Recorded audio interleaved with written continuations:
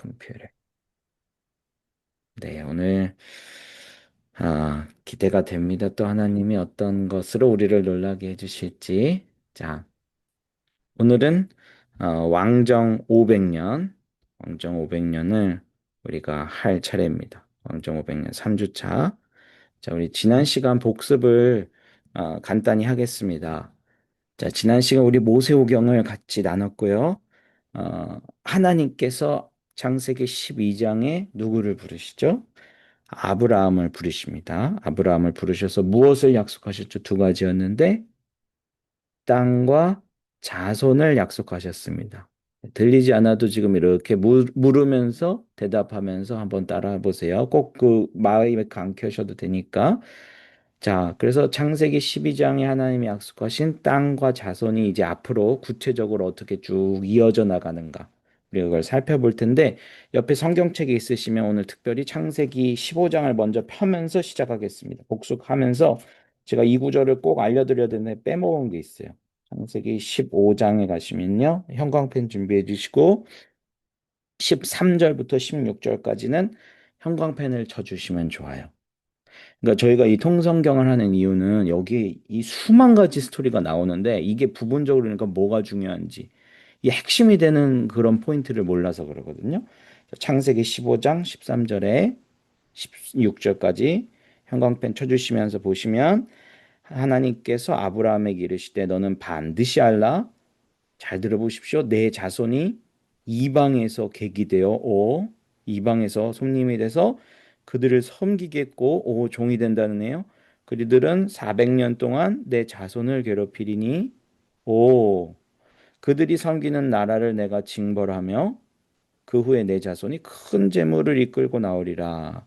너는 장수하다가 여기서 아브라함이죠. 평안히 조상에게 돌아가 장사될 것이요. 내 자손은 어떻게 된다고요? 4대 만에 이 땅으로 돌아오리니 이는 아모리 족속의 죄악이 아직 가득 차지 아니함이라.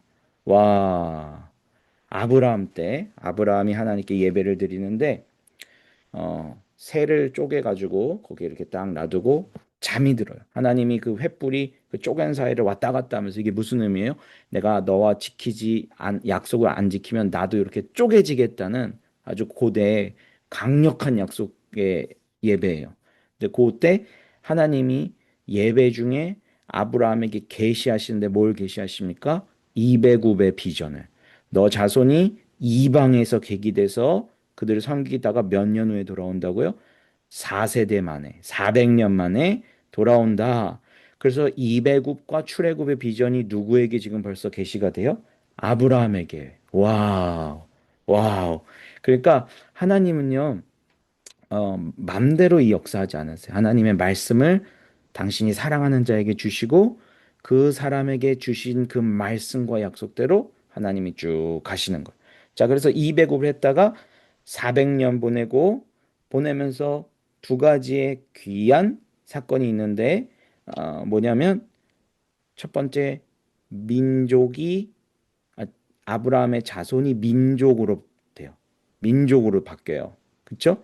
12명의 아들들이 들어갔다가 나중에 나올 때 민수기에서 1차 저기 인구조사 해보니까 60만으로 불러놔요. 와우, 뻥튀기가 된 거죠. 그러니까 이집트는요, 앰플리파이어 이게 음향에서 들어가면요, 마이크에서 이렇게 하면 확 증폭하는 거죠. 그러니까 하나님의 2배굽의 비전이 여기 있는 거예요. 또 두 번째 뭘 주시냐? 오늘 말씀에도 나오지만요. 내 자손이 큰 재물을 이끌고 나온다는 거예요. 6월절 마지막 날에 이스라엘이 출애굽할 때 옆집에 똑똑똑똑똑똑 두들겨서 저 우리 나가려고 하는데 돈 좀 주세요 하니까요. 이집트 사람들이 금은 모아 폐물을 갖다 줘요. 와, 하나님이 어둠 가운데 있는 재물과 재화를 당신의 백성에게 주셔서 이것으로 예배하고 성막 짓고 하나님이 이렇게 부의 이동을 시키시는 것을 볼 수 있게 돼요. 부의 이동이 일어나요. 근데 이거 이제 나중에 하나님의 백성이 이걸로 금 녹이고 은 녹여가지고 황금 송아지를 만들죠. 이거 아주 의미가 있는 메시지입니다. 아무튼 6월절 밤에 어린 양의 피를 묻히고 어린 양 고기를 먹으면서 이제 출애굽을 합니다. 그래서 이제 시내산에서 딱 멈춰서 1년 동안 하나님과 결혼식 한다고 했어요. 결혼식. 결혼식하고 거기서 결혼 서약으로 십계명, 결혼의 계약, 그리고 결혼의 신방 같이 살지 그게 바로 성막이다. 그래서 1년 동안 같이 신혼생활을 하면서 거기서 하나님께 어떻게 우리가 용서받을 수 있는지 5대 제사를 배웁니다. 이게 바로 레위기 말씀이고요. 5대 제사. 그리고 이제 딱 1년 마치고 여기 땅 출발해가지고 시내산 앞에서 가나안 땅 입구까지 가는 거리에 일주일이면 가는데 그걸 40년 돌았죠. 제자 훈련 받습니다. 고생 바가지 하면서 광야 학교에서 자아가지고 이게 민숙이다. 그리고 이제 가나안을 눈앞에 두고 모압 평지에서 모세가 광야 학교 제자 훈련 졸업식 설교를 합니다. 이게 바로 신명기다. 그리고 이제 약속의 땅 들어가서 여호수아와 함께 땅을 정복하고 분배한다. 정복, 분배. 이게 여호수아고 그다음에 이제 제사장 나라들이 잘 신앙 전수를 우리 만나 학교 졸업식에서 들은 것처럼 쉐마를 잘해야 되는데 신앙 전수를 잘해야 되는데 그게 실패해서 제사장 나라가 무너지는 이야기들이 사사기다. 근데 그렇게 무너지는 중에도 하나님은 제사장 나라의 법으로 놀랍게 거의 망한 가정을 놀랍게 회복시키신 이야기, 좋은 교육의 성공 사례가 룻기다 말씀을 드렸습니다. 그래서 이 모세오경은 제사장 나라의 셋업 분위기다 말씀을 드렸습니다. 그래서 오늘은 이제 왕정으로 들어가기 전에 제사장 나라를 한번 좀 확실하게 더 정리를 하려고 합니다. 이걸 알아야 제사장 나라와 왕정이 어떻게 다른지를 명확히 알 수 있기 때문에 그렇습니다. 자, 첫 번째는 제사장 나라는요. 하나님의 용서가 있는 나라입니다. 이해가 되시죠, 이거? 레위기 펴면 5대 제사부터 나옵니다. 왜 레위기가 중요하냐? 왜 5대 제사가 먼저 나오냐? 우리가 하나님의 용서가 필요하기 때문에 그럽니다. 5대 제사가 뭐죠? 번제, 소제, 화목제, 속건제, 속죄제. 이거 외우셔야 됩니다. 번제, 소제, 화목제, 속죄제, 속건제. 5개. 하나님이 우리와 함께 살고 싶은데 우리가 빛을 키면 어둠이 순식간에 없어지듯이 하나님이 나타나시면 우리는 죽는 겁니다. 속성상 그래요. 속성상. 그러니까 하나님이 우리와 같이 있으시려고 용서를 필요로 하셨습니다. 그래서 우리에게 용서받을 길을 열어놓으셨는데 그게 바로 5대 제사다. 이 5대 제사를 할 중요한 7대 절기도 주시고 3대 특히 3대 절기요. 유월절, 오순절, 초막절. 이 3대 절기는 한 번에 모여서 다 같이 예배하면서 그런 하나님 앞에 용서를 받는 계속적인 그런 길들이 열려 있는 것. 그래서 제사장 나라는 하나님의 용서받을 길이 열린 나라다. 자, 두 번째 제사장 나라는 어떤 나라냐면 이웃과 나눔이 있습니다. 야, 이게 무슨 얘기냐? 자, 5대 제사 중에 가운데 있는 화목제는요. 이거는 유일하게 다른 제사들은요 번제는 아무도 못 먹고요. 그리고 나머지 화목제 뺀 나머지 이 세 개 제사는 제사장만 그 제사 후에 고기를 먹을 수 있는데 유일하게 화목제는 모두가 제사에 참여한 사람, 제사자의 친구와 가족까지 다 고기를 나눠 먹을 수 있어요. 왜 그럴까? 이게 이제 자원제라고 하는데 기쁨으로 이웃들에게 한턱을 쏘는 거예요. 와, 이런 예배가 있나? 네, 왜 있냐? 화평하기 위해 이웃과 샬롬을 나누기. 그래서 이 화목제가 히브리어로 샬라밈. 좀 어디서 많이 들어봤죠? 샬롬 어근이 같아요. 네, 이웃과 함께 피스메이커의 제사를 드리는. 그러니까 이 하나님을 섬긴다는 거는요. 하나님 사랑과 이웃 사랑이 같이 가는 거예요. 와, 이 대계명이 보이시죠? 이 5대 제사 안에 이 크로스가 있는 거예요. 십자가. 우리 수직적인 하나님과 관계, 그리고 수평적인 이웃과의 관계. 이게 있는 거예요. 하나님과 용서 있고 이웃과 나눔이 있고. 와. 성경이 진짜 너무 놀랍지 않나요? 네, 안 놀라시는 것도 놀라운 거예요. 자, 그리고 제사장 나라는 민족 간의 평화가 있어요. 자, 이웃과 나눔이 있는 것 중에 좀 이렇게 되게 흥미로운 건 뭐냐면 얼마나 이웃을 배려하냐면요. 가난한 사람들이 굶어지지 않도록 이렇게 추수할 때 밥 모퉁이는 떨어진 이삭은 줍지 마라 그래요. 왜냐하면 가난한 사람들이 와서 이삭 가져가라고. 그래서 요거 때문에 누가 살아요? 롯이 잘 알잖아요. 롯이 저기 보아스 바꿔서 이렇게 그 이삭 줍다가 눈이 맞는 거 아니겠어요? 예, 가난한 형제를 외면하지 말라. 근데 단지 그 이유뿐만 아니라 민족 간에도 평화를 추구해요. 자, 신명기 20장 10절 찾아보실 필요는 없는데요. 성경에서 뭐라고 얘기하냐면 너희가 불가피하게 전쟁을 할 때는 가서 먼저 그 성읍에 화평을 평화를 선언해라. 그래서 화평을 받아들이면 그 성에게 조공을 받고 평화 관계를 유지하고 화평을 거부하면 그때 전쟁이다. 그러니까 하나님은 무조건 가서 전쟁부터 하라는 말을 안 하셔요. 가서 화평을 먼저 제안하고 그 다음에 안 되면 그때 불가피하게 전쟁을 하는 거예요. 목사님 근데 왜 가나안은 진멸하시나요? 이거 너무한 거 아닌가? 이게 참 요즘 그 뭐라고 할까 인종이라든지 또 이 인디안에 대한 어떤 참혹한 학살 이런 것 때문에 아주 이 여호수아서가 굉장히 공격을 많이 받아요 신학적으로. 근데 이건 분명히 기억하셔야 됩니다. 하나님이 가나안 땅을 이스라엘에게 주신 이유는요. 이스라엘이 그 땅에 들어갔을 때 그 민족이 그대로 남아 있으면 이스라엘이 이 오염이 될까봐 하나님이 그 민족들을 제거하시는. 근데 그 민족을 안 사랑해서가 아니라 그 민족 아모리족 속의 죄악이 가득 찰 때까지 우리 창세기 15장 읽으셨죠? 아모리 족속이 가득 찰 때까지 그 말은 뭐였냐면 하나님도 아모리 족속을 참아주시는 거예요. 참아주시고 회개하게 기다려 주시는데 이 사람들이 어디까지 가냐면 신명기 12장에 자기의 자녀들을 불살라 우상 숭배하는 것까지 가요. 모성애가 있잖아요, 사람은. 내 아이는 내가 본능적으로 보호한단 말이죠. 근데 그 본능을 거스를 정도로 이 사람들의 윤리와 도덕에 이게 완전 무너진 거예요. 그러니까 죄악이 완전 무너지니까 어디까지 가냐? 부모가 자기 자녀를 우상에게 바치는 수준까지 가는 거예요. 그러니까 하나님이 이제는 더 이상 안 되겠다 해서 아모리 족속의 죄악을 심판하기 위해 이스라엘을 사용하세요. 그러니까 이스라엘을 사랑해서 이 땅이 얘네가 가는데 다 죽여버려 이게 아니고요. 하나님은 모든 민족을 다 사랑하, 모든 민족이 다 내 것이다. 이게 제사장 나라의 첫 번째 선언이죠. 아모리 족속도 사랑하고 이스라엘도 사랑해요. 근데 아모리 족속의 죄악이 가득 차니까 요것을 심판하기 위해 이스라엘을 사용하시는 거예요. 그러니까 하나님은 민족 간의 평화를 추구하십니다. 제사장 나라의 본래 취지는 그렇다는 것입니다. 자, 그러면 제사장 나라가 만약 성공하면 어떻게 되고 실패하면 어떻게 되느냐? 이게 레위기 26장에 나오는 것인데 와우, 레위기가 이런 장이 있었나? 자, 보시죠. 자, 레위기에서 제사장 나라를 잘 지키면 두 가지 축복을 받습니다. 여러분도 이 축복이 필요하시면 잘 하나님의 말씀을 제사장 나라로서 잘 걸어가시면 돼요. 두 가지 축복인데 첫 번째가 묵은 곡식을 새 곡식으로 바꿔주신다는 거예요. 와, 곡식이 끊이지 않는다는 거죠. 그리고 하나님의 놀라운 보호를 약속하시는데 5명이 100명이 이기고 100명이 10,000명이 이깁니다. 와, 이 기억하시죠? 여호수아서도 기드온도 얘 하나님이 아니고서는 보호가 안 되고 이길 수 없는 전쟁인데 하나님이 싸워주시는 거. 이게 제사장 나라의 축복입니다. 근데 안 지키면요 3단계 처벌했습니다. 첫 번째가 흉년입니다. 수고해도 산물이 안 난다 땅에서.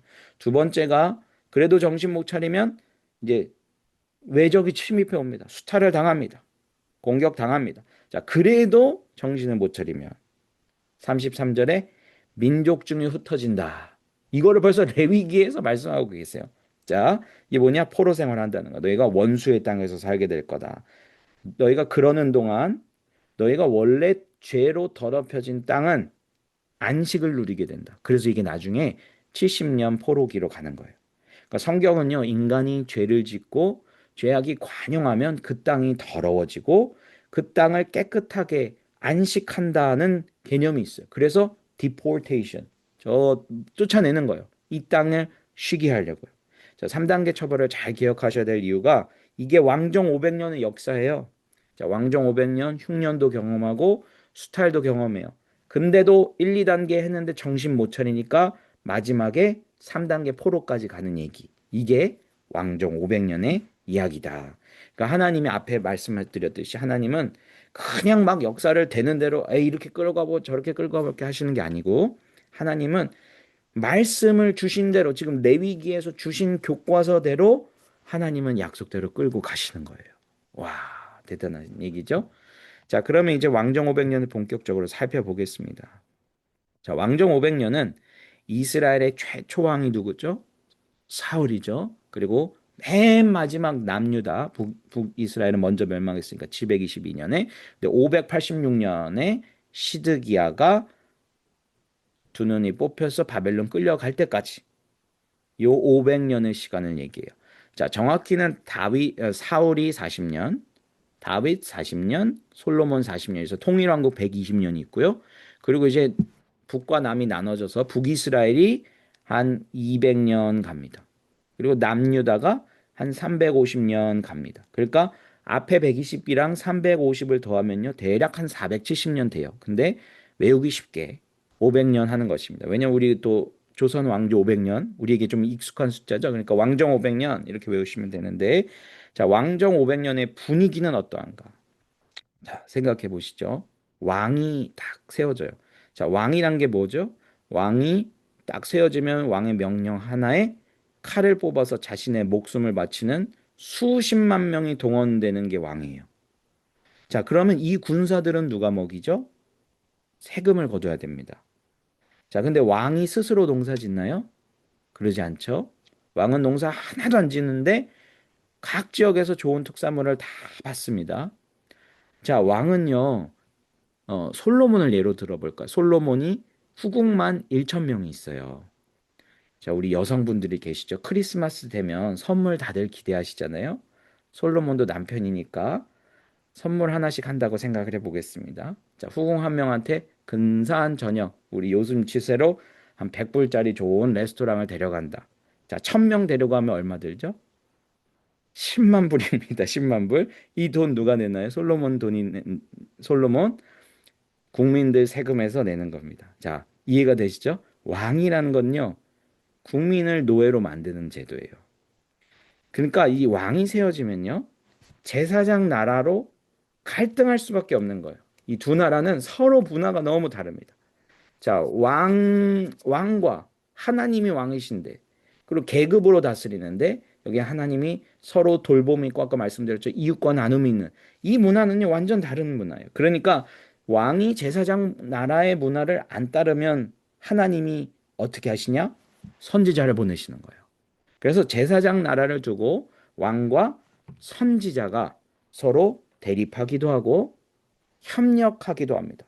왕이 제사장 나라를 잘 이끌면 선지자는 와서 협력을 해요. 다윗이 나 성전 짓고 싶어요. 그러니까 하나님이 나단을 보내서 그래. 어떻게 할까? 어떻게 할까? 하고 도와주세요. 근데 다윗이 또 막 범죄를 저질러. 그럼 나단이 와서 너 똑바로 살아. 네가 바로 그 사람이야 하면서 또 공격해요. 그러니까 선지자와 왕이 제사장 나라를 가운데 두고 대립하고 협력하는 분위기다. 자, 그러면 제가 질문을 잘하면 핵심을 관통할 수 있다는데, 자, 왕정 500년을 관통할 수 있는 질문은 바로 이거예요. 왜 나단, 엘리야, 이사야, 예레미야는 왕과 대립했는가? 자, 나단을 한번 생각해 보세요. 나단이요, 다윗 때 선지자입니다. 다윗이 용감한 사람이에요. 전쟁 영웅입니다. 어렸을 때부터 공과 사자를 잡았고 골리앗을 잡아서 영웅이 된 사람이에요. 싸움을 기가 막히게 잘합니다. 근데 어느 날 나단이 찾아와서 다윗 왕궁에 이렇게 얘기를 하더니, 갑자기 얘기를 마쳤더니 손가락을 확 들더니 그 사람이 너다. 너가 바로 그 사람이다. 이렇게 막 소리 지르는 거예요. 그 왕이 보통 어떻게 해요? 이렇게 덤비면요, 죽어요. 근데 다윗의 반응이 어땠냐면 납작 엎드립니다. 맞아요. 내가 죄인입니다. 내가 이웃과 나눔이 있는 이 제사장 나라에서 남의 아내 빼앗고 남의 남편을 죽였습니다. 그걸 탁 엎드려요. 왜 이게 가능하냐? 제사장 나라에서는 왕이 아니고요. 하나님이 왕이시기 때문에 왕도 제사장 나라 하나님의 법을 따라야 돼요. 근데 이걸 안 하니까 하나님이 선지자를 보내서 지적하는 거죠. 그러니까 선지자들은 늘 와서 하는 얘기가 뭐냐면요, 여호와께로 돌아가자, 이 얘기를 하는 거예요. 이해가 되시죠? 왜 제가 여호와께로 돌아가자는 찬양을 틀었는지. 자, 엘리야를 한번 보십시오. 엘리야는 언제 시대의 선지자냐면 아합 시대 선지자예요. 북이스라엘에. 아합이 유명하죠. 바알과 아세라를 아주 열렬히 섬겼습니다. 그러니까 이제 엘리야가 와가지고 선포를 해요. 야, 이스라엘 땅에 앞으로 3년간 비 안 내릴 거야. 근데 여러분 아시죠? 고대에 비가 안 내리면요. 오늘날도 우리 강릉 사태 때문에 요번에 뭐 저기 그 강릉 뭐 뭐라고 하나 주지사 뭐라고 해야 되나요? 그 거기 맡으신 행정 책임자 아마 이제 큰일 날 거예요.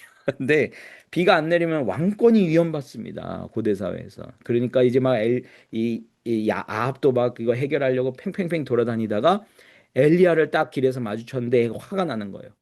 야, 너 이스라엘을 괴롭게 하는 자여 하면서 막 엘리야 보고 뭐라고 합니다. 그러니까 선지자 엘리야가 뭐라고 하느냐? 가만히 듣다가 내가 아니라 너가 바로 그 사람이다. 아까 기억나시죠? 손가락질하면서 왕과 대립을 합니다. 근데 아합이 이때 팍 엎드리면 되는데 못 알아들어요. 못 알아들으니까 어디로 가요? 갈멜산으로 갑니다. 갈멜산 가서 뭐 합니까? 대결해요, 대결. 하나님의 제단 그리고 바알과 아세라의 제단. 불이 어디 내리죠? 하나님의 제단에 내립니다. 그렇게 여호와께로 돌아가자 하고 이제 엘리야가 다 죽이고 제단을 세우는 이 얘기들. 이게 바로 선지자들과 왕의 대립이에요. 뭐 이사야도요 히스기야 왕 때 히스기야 왕이 잠깐 이집트랑 자꾸 외교하려고 하거든요. 그러니까 그거 하지 마. 제사장 나라는 그게 아니야. 제사장 나라는 하나님을 섬겨야 돼. 하나님 섬기면 5명이 100을 쫓고 100이 만을 쫓아. 그러니까 이집트 자꾸 가서 이거 비비지 마. 그렇게 갈등하고 예레미야도 마찬가지예요. 예레미야도 시드기야 왕 때 바벨론이 쳐들어오는데 그때는 하나님이 바벨론에게 야, 너 섬겨라. 그러면 산다. 그러면 이 예레미야는 목에 멍에를 메고 다녔어. 멍에를 메서 야, 바벨론이 쳐들어오는데 이 바벨론의 멍에를 메고 그들이 끌고 가는 대로 항복해라. 그래야 산다. 그런데 시드기야가 그 버티다가 죽죠. 그러니까 이 왕과 제사장이 왕과 선지자가 갈등하는 분위기 또 때로는 협력하는 분위기가 바로 왕정 500년이다 하는 거예요. 자, 그러면 이 왕정 500년의 얘기도 엄청 많은 막 뭐 따지고 보면 뭐 몇백 개가 되는 스토리들이 자잘하게 다 들어가 있어요. 이거를 다 하나씩 공부하면 끝도 없겠죠. 그래서 중요한 8가지 8가지 가지들을 제가 좀 착착 잘라서 한번 같이 살펴보겠습니다. 자, 첫 번째 덩어리는 이제 왕정이 시작됩니다. 마지막 사사가 누구였죠? 마지막 사사. 사무엘이죠, 사무엘. 자, 사무엘이 나이가 많이 드니까 사람들이 찾아와서 불평을 합니다. 아, 당신 아들 2명 있는데 엉망이다. 뇌물을 받고 판결을 한다. 당신은 사사니까. 사사는 영어로 judge. 그러니까 판단하는 이 카톨릭 성경 보면 판관기 이렇게 돼 있거든요. 그러니까 재판하는 사람이에요. 근데 아들이 이게 타락한 거예요. 뇌물 받고 판결해요. 그래서 왕이 필요하다 이렇게 이제 요구를 합니다. 자, 그러니까 이걸 보면요. 꼭 신앙이 좋다고 자녀 교육까지 성공하는 건 아닌 걸 우리가 볼 수 있어요. 그러니까 그 부모 사무엘은 정말 하나님의 사람이지만 또 이 쉐마나 자녀 신양 전수가 이게 쉽지 않다는 거예요. 쉽지 않다는 거. 자, 아무튼 그래서 사무엘이 이제 기도를 합니다. 하나님 어떡할까요? 그랬더니 하나님이 말씀하십니다. 여호와께서 사무엘에게 이르시되 백성이 너를 버린 게 아니고 나를 버려서 왕이 되지 못하는 것이다. 그래서 여기서 뭐가 느껴져요? 하나님의 슬픔이 느껴져. 우리가 말씀 읽을 때 하나님의 마음을 아는 게 중요합니다. 야, 이건 너를 버리는 게 아니라 나를 버리는 거야. 그래서 버림받는 하나님의 슬픔이 여기 담겨 있습니다. 그래도 부모와 자식이 싸우면 누가 이기냐?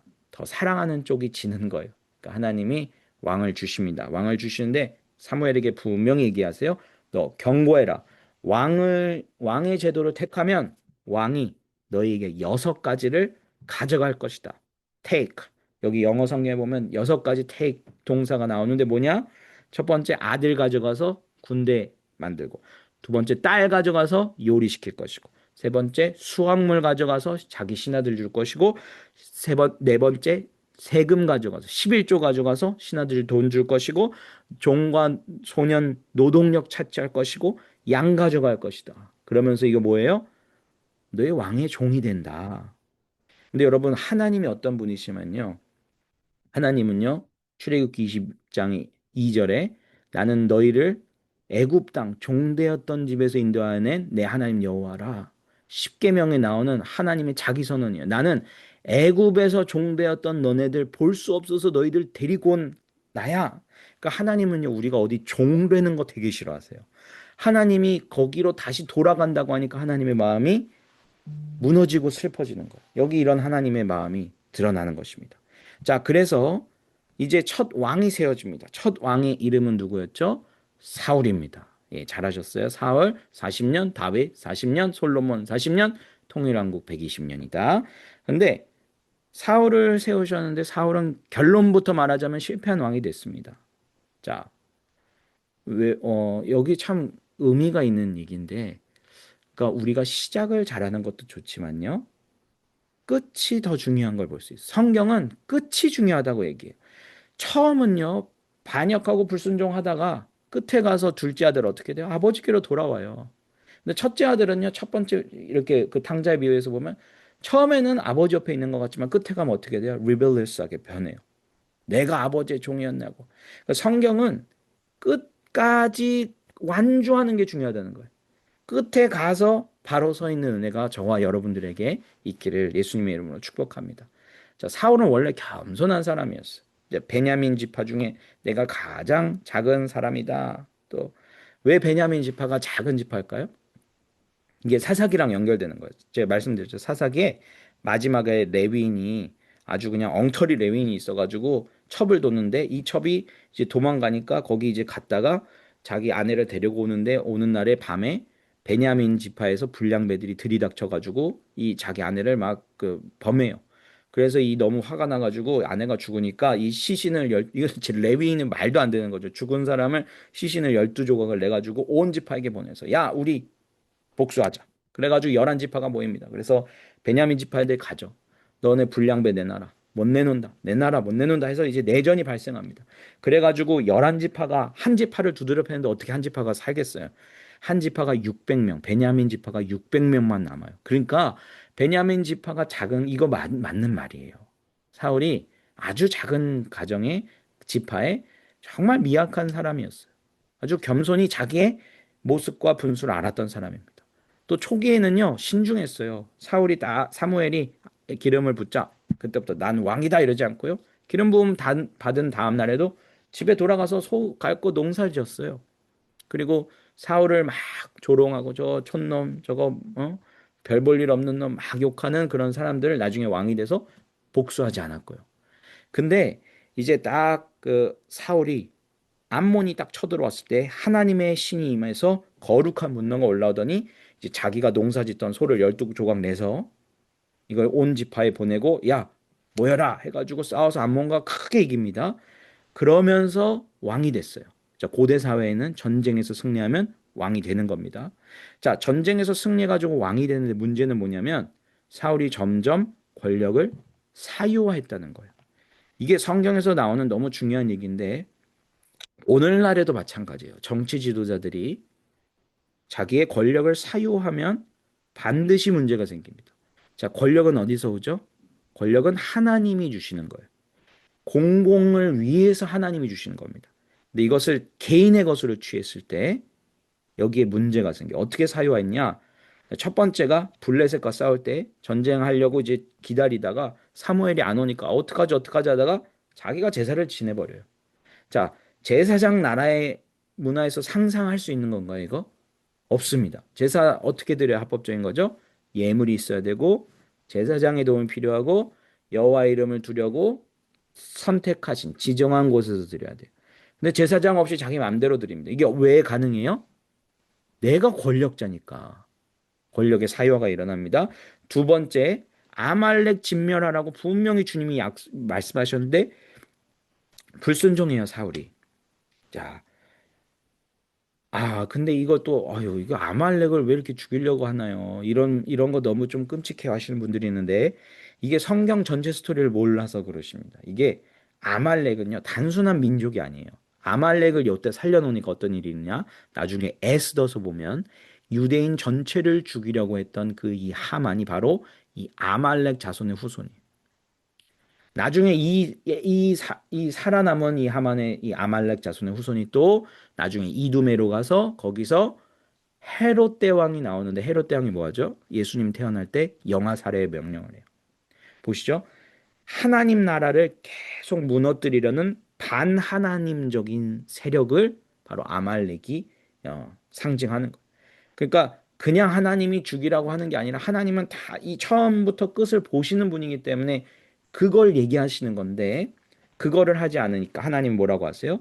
내가 사울을 왕으로 세운 것을 후회한다. 와, 여기 또 하나님 마음이 나오죠. 후회합니다. 그래서 하나님이 새로운 왕을 세우기로 결심하시는데 근데 이게 이제 권력의 사유화를 한 이 독재자들의 특징이에요.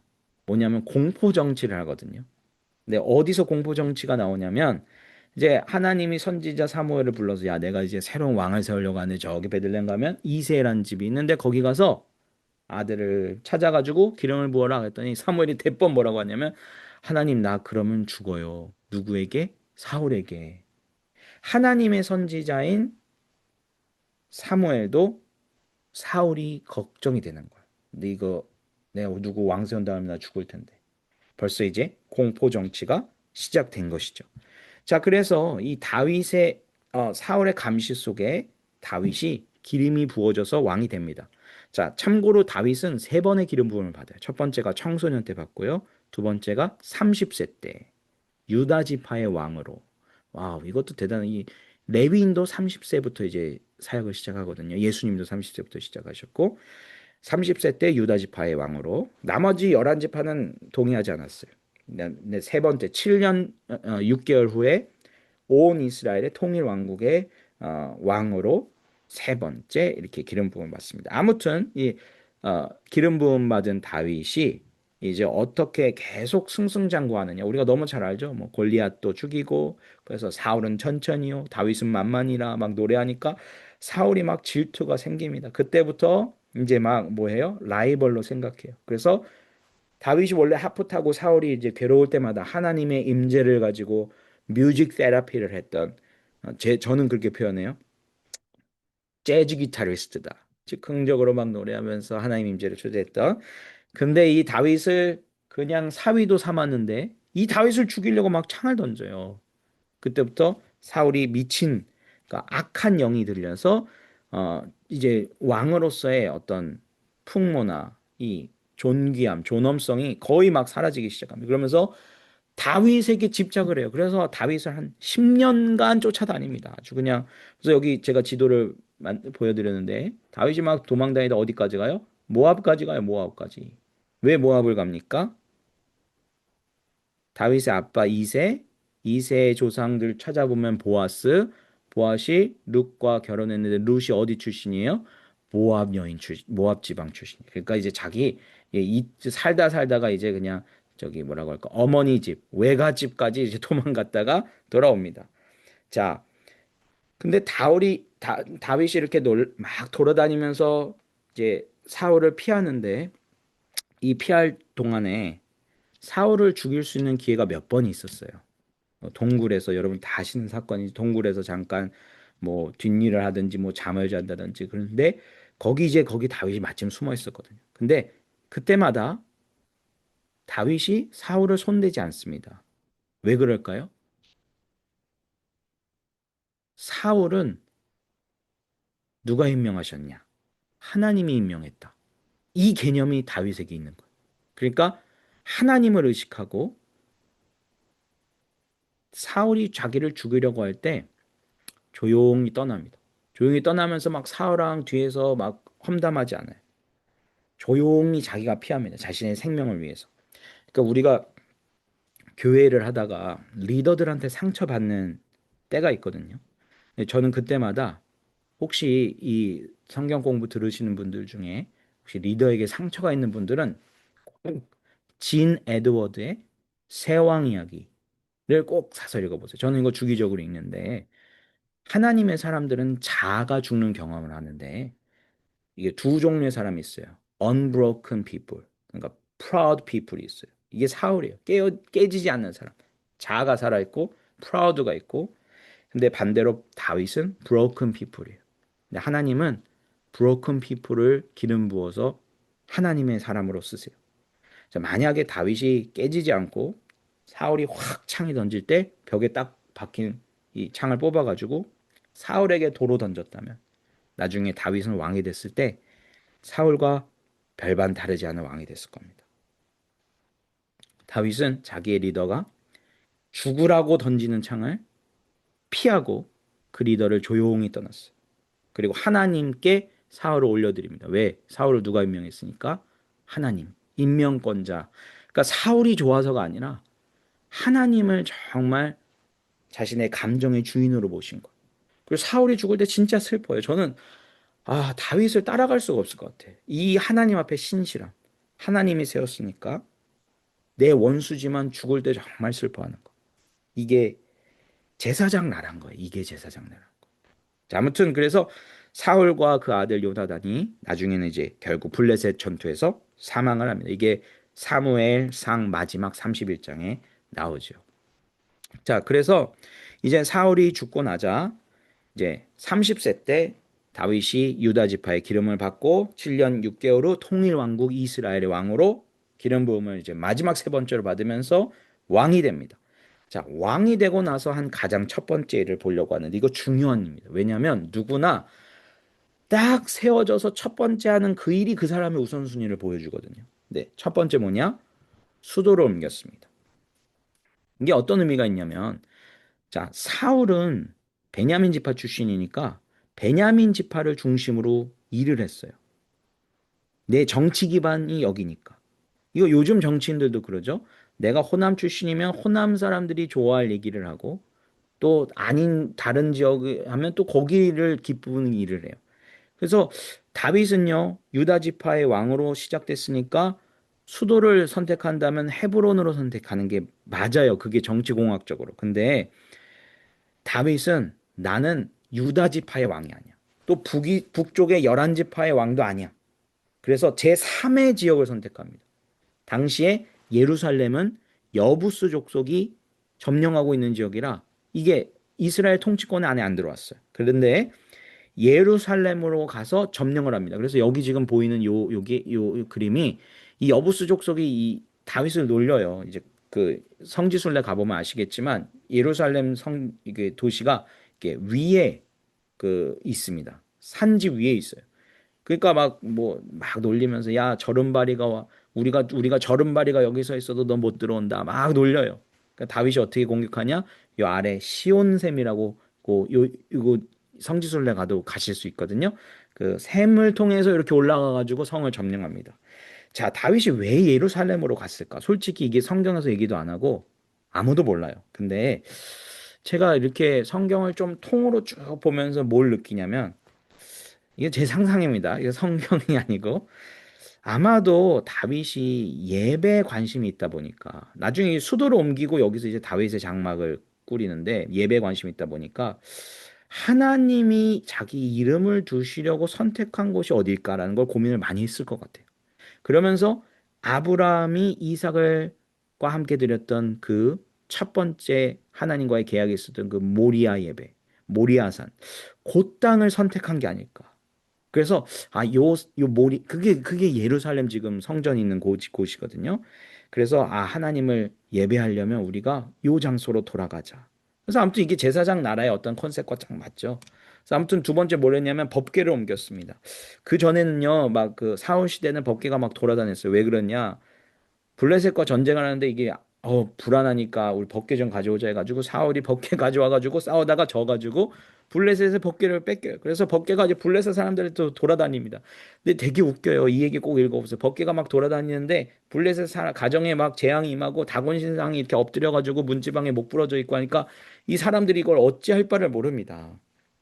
근데 사울은요, 법궤에 찾아오는 걸 관심이 없었어요. 다윗 죽일 생각만 하고 10년 동안 다윗만 쫓아다녔는데 다윗은 왕이 되자마자 법궤부터 모시고 와서 법궤를 자신의 그 다윗성 예루살렘으로 모셔가지고 거기에 다윗의 텐트를 채워가지고 거기서 24/7 365일 24시간 예배하면서 하나님을 찬양하고 예배했어요. 하나님의 임재를 사랑하고 그래서 왕이 됐을 때에도 자기가 들판에서 하나님을 예배할 때 거기에 내려왔던 그 임재를 여전히 그리워했던 왕. 그게 바로 다윗이었습니다. 자, 오늘 시간이 조금 타이트할 수 있기 때문에 제가 조금 고민인데 사무엘하 6장 6절부터 15절까지는 나중에 메모하시고 거기도 형광펜을 꼭 치십시오. 사무엘하 6장 6절부터 15절까지. 왜냐하면 여기 아주 중요한 계시가 나오는데 뭐냐면 이 다윗이 이 법궤를 찾아오는 동안에 어떤 일이 있냐면 법궤를 이제 찾아와 가지고 이거를 이제 소 달고 이제 실어서 원래 그러면 안 돼요. 레위의 고앗 자손의 어깨로 메어야 됩니다. 레위. 근데 이게 이 제사장 나라의 법도가 무너져 있으니까 다윗도 그냥 요거를 법궤를 소달구지에 실어요. 그리고 돌아오는데 이게 나곤의 타작마당에 이르렀을 때 이게 덜그럭 하니까 우사가 그걸 붙잡으려다가 하나님께 찢어 죽였음을 당합니다. 그러니까 이제 다윗이 당황하죠. 아유, 나는 법궤를 옮겨와야 되는데 이거 어떻게 하지? 그래가지고 이 법궤가 어디 가냐면 이방인 오베데돔 집에 갑니다. 오베데돔 집 갔는데 거기에 막 하나님이 복이 임해요. 그러니까 이제 다윗이 어우 안 되겠다. 이거 다시 갖고 와야 되겠다 하고 오베데돔의 집에서 다윗성 예루살렘으로 가지고 오는 얘기가 사무엘하 6장 6절부터 15절까지 있습니다. 이게 너무 중요한 본문인데 왜 그러냐면 하나님의 임재가 이방인의 집에 모셔져요. 근데 이게 지금 우리가 예수 믿고 찬양할 때마다 하나님의 임재를 경험하는 이유입니다. 이게 하나님이 이 예언적인 픽처를 여기에 보여주시는 거예요. 이방인들이 왜 예수님을 먼저 받아들이고 하나님의 이름을 높여드리고 거기에 하나님의 임재가 있느냐? 나중에 유대인들이 그걸 보고 우리 야훼 하나님의 이름이 왜 이방인의 성전에서 찬송받고 저기에 쉐키나 영광이 왜 카보드 글로리가 왜 거기가 있지? 하면서 이 유대인들이 질투가 나서 돌아온다. 이게 로마서 11장에 하나님의 위대한 원대한 구원의 역사를 얘기하는 거예요. 이방인들을 먼저 구원하시고 유대인들이 시기나게 하여서 이방인과 유대인들이 다 주님께로 돌아오는 이 하나님의 구원의 경륜의 모형이 여기에 지금 벌써 나와. 그러니까 다윗은요 구약을 살았지만 신약을 산 사람입니다. 와 대단한 계시죠. 근데 다윗이 이렇게만 잘 산 게 아니에요. 연약한 인간이었습니다. 옥상에서 거닐다가 한 여인의 목욕 장면을 보고 음욕이 일어나죠. 그래서 여인을 데려오라고 합니다. 그리고 그 여인의 남편을 전쟁의 최전선으로 보내요. 그래서 죽입니다. 간음죄와 살인죄를 저질러서 이 죄를 딱 덮으면 아무도 모를 줄 알았는데 누가 보셨습니까? 하나님이 보셨어요. 그래서 누굴 보내시죠? 선지자 나단을 보내십니다. 그래서 죄를 지적합니다. 그 사람이 바로 너다. 그래서 다윗이 납작 엎드리죠. 제사장 나라의 법에 엎드리는 왕. 이게 제사장 나라의 컨셉인 거예요. 왕이라도 하나님의 말씀 앞에서는 종으로 되는 거. 그래서 이 다윗의 눈물의 기가 시편 51편 7절에 나옵니다. 우슬초로 나를 정결하게 하소서. 제가 그래서 여기 사이렌 사운드 랭캐스터 데이빗 할 때 DC에서 할 때 세 번 보러 왔어요. 2시간 반, 2시간 반 오고 가고. 근데 세 번 볼 때마다 그렇게 눈물을 흘렸어요. 이 우슬초로 정결케 하옵소서 할 때 이제 거기 그 제가 뭐 무대 장치라 말씀드릴 수 없지만 그냥 어떤 장치가 탁 있는데 보시는 분 아시죠? 그냥 눈물이 펑펑펑펑 나서 계속 울었던 기억이 납니다. 네, 여러분 이렇게 끔찍한 죄에도 불구하고 예수님이 다윗의 후손으로 오시거든요. 예수님이 이런 다윗의 혈통으로 오신다는 게 무엇을 의미하냐면 인간의 이런 더럽고 추잡한 히스토리 속에서도 하나님은 자신의 구원의 역사를 His story, capital H, 하나님의 스토리를 써내려 가시는 거. 그러니까 여러분 구약 성경의 공통적인 메시지는요. 인간의 리더십을 신뢰하지 말라는 거예요. 여러분 영적 리더가 넘어져도 거기에 흔들리지 마십시오. 하나님은 더럽고 추잡한 인간의 역사 속에서도 신실하게 흔들리지 않고 구원의 역사를 써오셨습니다. 그래서 다윗은 이제 말년에 자신의 아들에게 배신도 당하고 뭐 인구조사하면서 자기를 과시하는 실수도 하지만 그래도 또 하나님 사랑합니다. 또 엎드리고 회개하고 하나님 그래서 내가 그래서 주님이 없으면 안 됩니다 하면서 평생 예배하고 하나님을 갈망하면서 그렇게 생애를 마쳤어요. 그래서 그분이 남긴 유작이 바로 이 시편이죠. 자, 그래서 그 아들 솔로몬이 이제 왕이 됩니다. 솔로몬이 뭘로 유명하죠? 지혜로 유명해요. 판단 아주 어, 멍청한 엄마와 기막힌 엄마의 갈등이 있었죠. 이 기막힌 엄마는 온 동네를 다 속였어요. 온 동네를 다 속였는데 솔로몬은 안 속았죠. 그래서 딱 한마디 합니다. 야, 저 아이 썰어. 그러니까 진짜 엄마는 안 돼요 하는데 이 온 동네를 다 속였던 이 기막힌 엄마는 뭐라고 해요? 네, 써세요. 그러니까 이제 딱 보는 겁니다. 아, 누가 진짜 엄마구나. 이게 우리가 이야기가 전해져서 그냥 이렇게 알고 있지. 만약에 여러분들이 진짜 재판관이라고 이게 첫 케이스라면 이거 어떻게 해? 이거 정말 어려운 일. 그러니까 하나님이 주신 지혜가 있었죠. 그래서 솔로몬이 지혜로 유명합니다. 근데 솔로몬이 진짜 유명한 이유는요. 성전 때문에 그래요. 성전. 성전 건축이 왜 중요하냐? 제사가 하나님의 이름을 두려고 택한 곳에 드려야 된다. 이게 합법적인 제사입니다. 그렇죠? 근데 모세가 이 구절을 레위기에 쓸 때 이걸 명시하진 않아요. 근데 다윗과 솔로몬은 이 장소에 대한 하나님의 마음을 안 것 같습니다. 어디다? 그 모리아산이다. 아브라함이 이삭과 함께 제사를 드린 곳. 근데 이삭을 드리려다 그랬는데 어린 양이 숯불 뿔에 걸려서 대신 어린 양을 잡은 곳. 그리고 4천년 후에 하나님의 어린 양이신 예수 그리스도가 달려 돌아가신 그곳. 바로 이 곳이 야, 여기가 하나님이 자신의 이름을 두려고 선택한 곳이구나. 그래서 이스라엘이 여기서 성전을 건축을 시작합니다. 자, 솔로몬 성전 건축이 왜 중요하냐면 이제 성전 봉헌식 기도에 제가 여기에 띄워드렸죠. 여기에 열왕기상 8장의 41절부터 43절 보시면 이 성전을 봉헌하는 기도에 만민을 위한 기도의 집이란 개념이 처음 등장해요. 자, 성전에 유대인 성전에 이방인들이 들어갈 수 있습니까? 없습니까? 없습니다. 근데 솔로몬 성전이 지어지면서 이방인도 함께 기도할 수 있는 개념이 여기 들어가요. 이때 이 개념을 이사야가 받아 적었고요. 요걸 예수님이 나중에 성전에서 청결하실 때 장사하는 자를 내쫓으시면서 채찍질 하시면서 이 인용을 하십니다. 내 집은 만민이 기도하는 집이다. House of Prayer for all nation. 여기에 저와 여러분들의 이름이 포함된 거예요. 와우. 그래서 성전 안에는 우리 이방인들을 구원하시려는 하나님의 놀라운 구원의 계획이 들어가 있습니다. 자, 그래서 우리 남은 이제 분열 왕국은요. 솔로몬 이제 이후에 남과 북이 분열됩니다. 남쪽은 이제 다윗의 자손들 르호보암이 있고요. 북쪽은 여로보암이 있어요.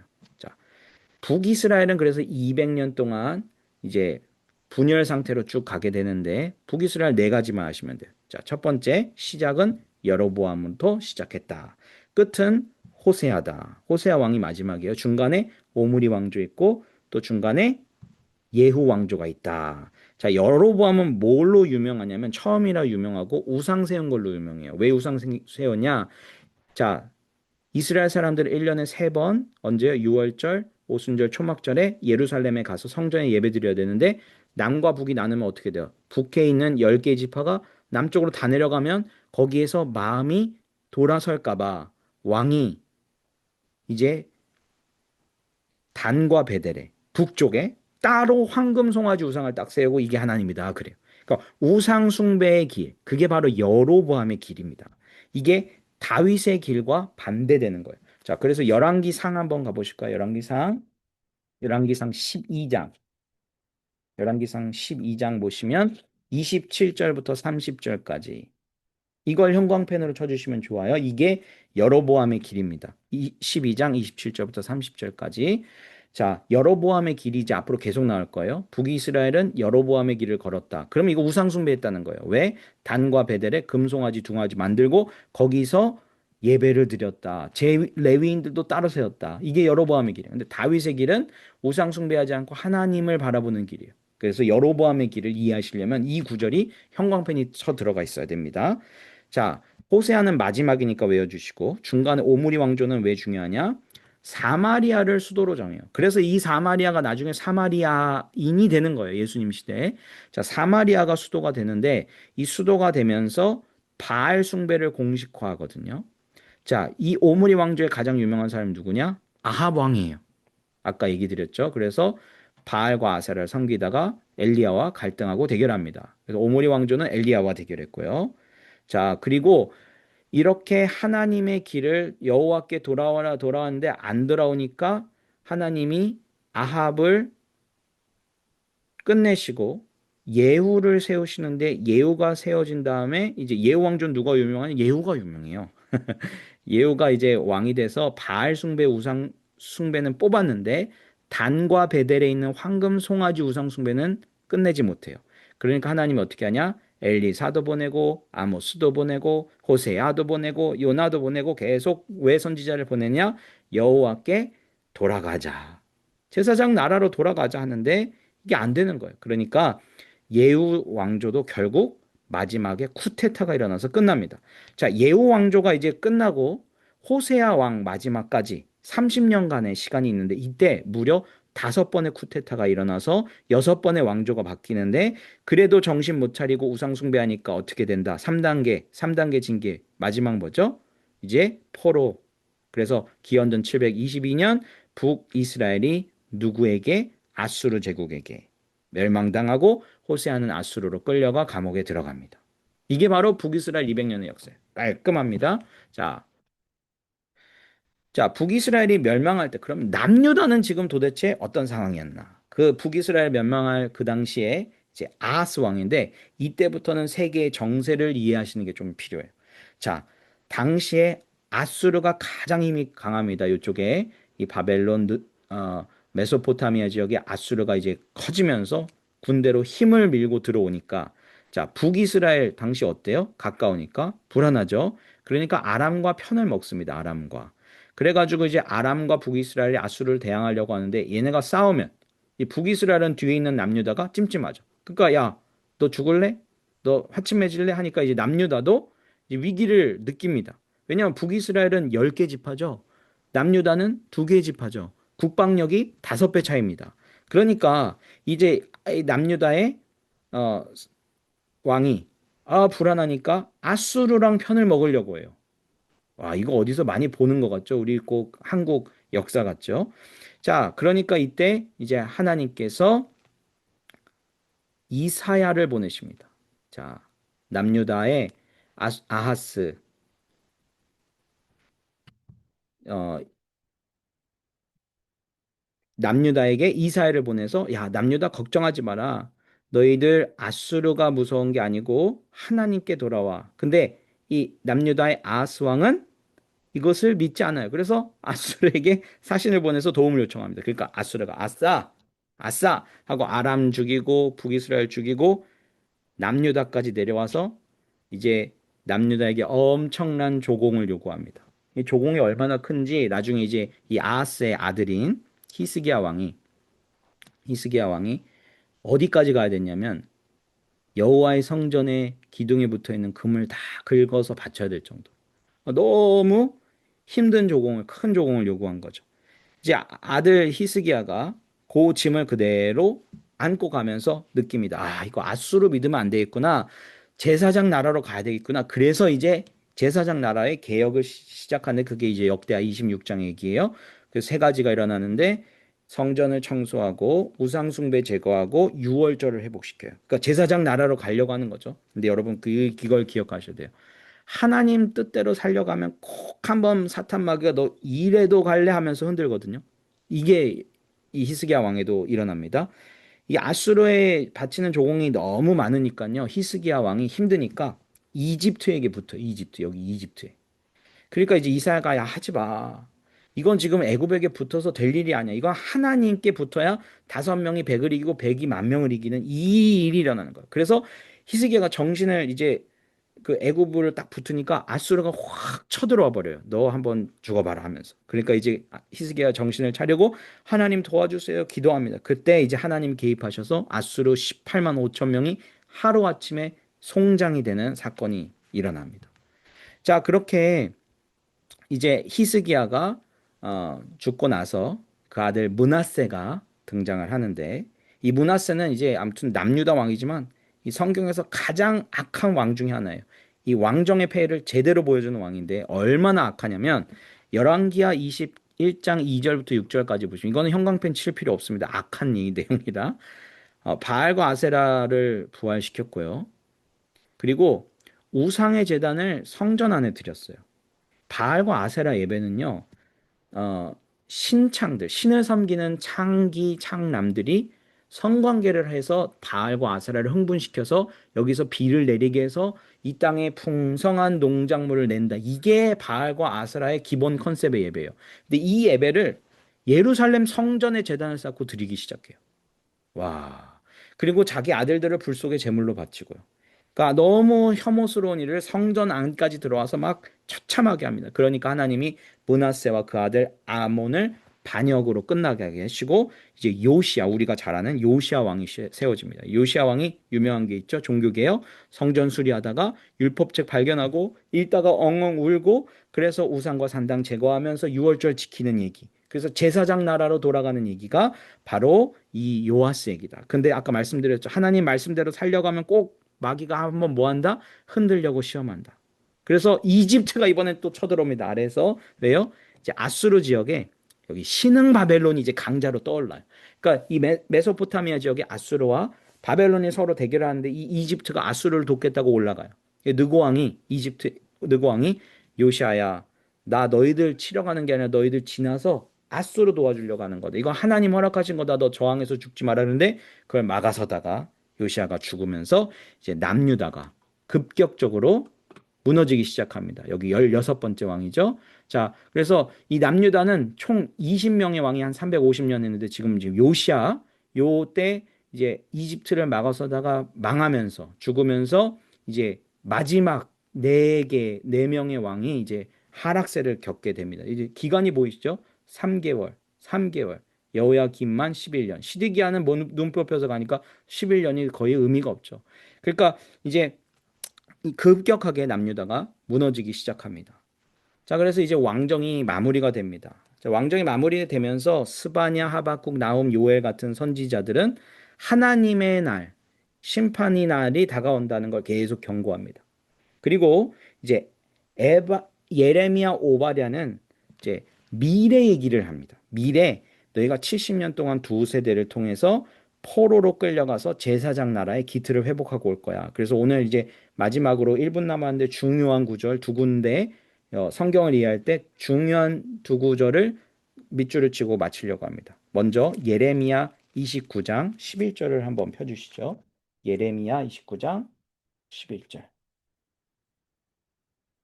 자, 우리가 예레미야 29장 11절을 굉장히 좋아해요. 그렇죠?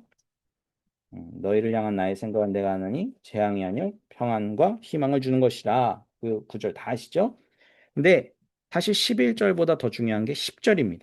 10절을 한번 밑줄 쳐보려고 하는데 10절에 여호와께서 이같이 말씀하시니라. 바벨론에서 몇 년이 차면 70년. 너희가 70년 두 세대 동안 바벨론으로 가서 거기서 시간이 찰 텐데 내가 너희를 지금은 엉망진창 죄 때문에 완전 무너졌지만 제사장 나라가 너희가 바벨론 땅에서 최상급 무화과 나무가 되게 해서 돌아오겠다. 그리고 왜 70년이냐 이것도 중요한데 이제 역대하로 한번 돌아가 보겠습니다. 역대하 저기 뒤로 가서 이제 남유다 마지막 왕이 딱 끌려가서 죽는 장면. 역대하 왕데스에 있죠. 왕데스 역대하 맨 마지막 장 36장 20절 21절. 이것도 아주 중요한 거예요. 형광펜을 주셔야 됩니다. 칼에서 살아남은 자를 그가 바벨론으로 사로잡아가매 무리가 거기서 갈대아 왕, 이 갈대아 왕이 바벨론을 얘기하는 거예요. 그의 자손의 노예가 되어 바사국이 뭐냐면 페르시아를 한자 음역한 거예요.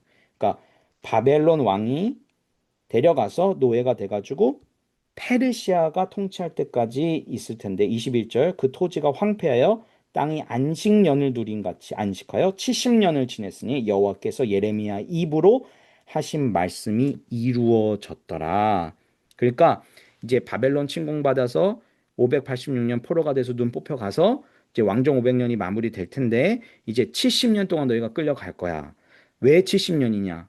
거기서 너희가 저지른 죄악 때문에 그 땅이 오염됐고 더럽혀졌고 너희가 안식일 지켜야 되는데 안식일 안 지켰고 희년 지켜야 되는데 희년 안 지켰고 이 모든 안 지켰던 시간들이 다 합치면 얼마냐? 70년이야. 그러니까 70년은 너희가 징계 70년이고 교육의 70년이고 안식의 70년이고 바벨론 제국의 수명이 70년이야. 그래서 이 포로기 70년이 그렇게 예고가 되면서 끌려가면서 시드기가 끌려가면서 왕정이 마무리가 됩니다. 자, 오늘 이 왕정 500년의 역사를 1시간 안에 여러분들이 한번 쭉 살펴보셨는데 정말 정말 고생하셨고 뭐 시간이 늘 모자라기 때문에 나중에 뭐 제가 오프라인으로 할 기회가 있다면 이런 생각해 볼 질문들을 같이 나누면 참 풍성한 나눔이 될 것 같습니다. 그래서 오늘 강의는 여기서 마무리를 하겠습니다. 혹시 질문이나 또 커멘트나 또 궁금했던 점들이 있으시면 자유롭게 나눠주시고 또 시간상 가셔야 되는 분들이 있다면 또 다음 주에 즐거운 모습으로 뵙겠습니다.